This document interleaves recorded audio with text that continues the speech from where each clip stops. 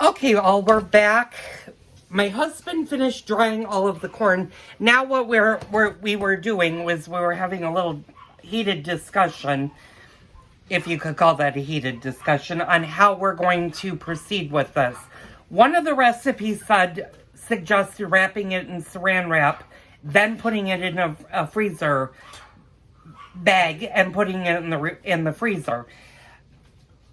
We have a food saver, which actually can suck up the air. So whether or not, I don't think you necessarily need to do the wrapping in saran wrap. I think it's up to you on how you do it and how you proceed. But we're going to see how this process works and then determine what the step is. So my husband's just grabbing 2 ears of corn. And he's putting them in the bag if he doesn't drop it. And then what he's going to do, he's getting frustrated because he didn't measure the bags. Yeah, I did measure for the the corn. bag. It doesn't, I'm going to have to do it a different way. I'll see. Yeah, I was going to say, why don't you lay them down? And why don't we get, I need one about the same size. yeah, I was going to say, let's look for same size. Yeah, there you go.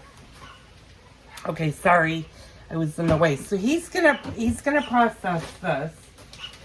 See how it works. And see how it works. I'm gonna step out of the video for a second. You may not hear anything. It may be silence.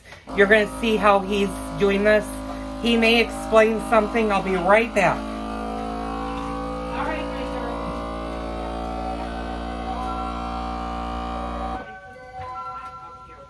We've been having a little problem with our food saver. To make sure this works correctly so there's no air in it.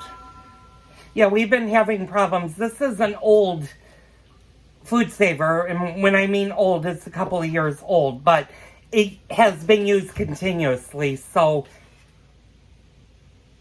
that looks like it's sealed. Yeah. It all depends on. Yeah.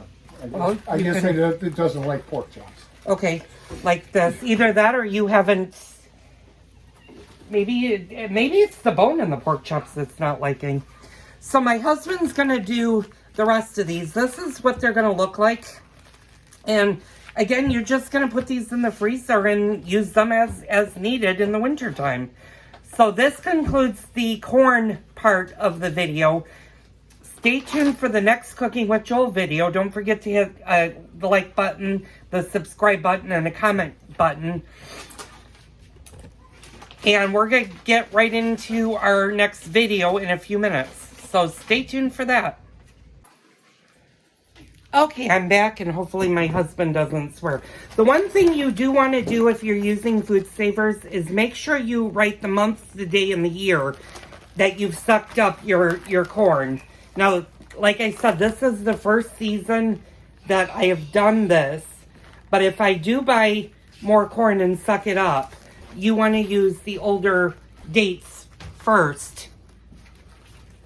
You want to use the oldest corn first and then do the newest. Save the newest for later. So I'm just writing the dates on all of the bags. You don't necessarily need to write what it is because you can actually tell that this is sweet corn. But it's always good when you're freezing something in your freezers, especially if you're putting it up for winter, to know what day you froze it on. And that way you have an idea of when you need to use it by.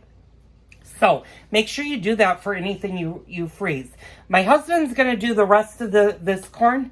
So after he's finished and I have the kitchen back, we'll get started on the next Cooking with Joel video.